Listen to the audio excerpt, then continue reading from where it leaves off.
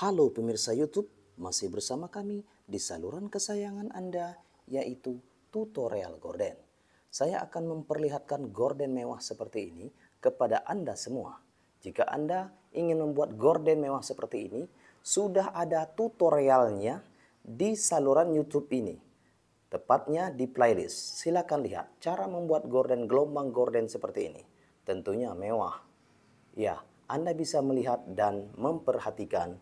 Juga Anda bisa mempelajari tutorialnya yang sudah saya berikan untuk Anda. Anda bisa melihat dari lebar 150 cm, kemudian tingginya adalah 340 cm. Kemudian Anda bisa melihat dari keseluruhan gorden.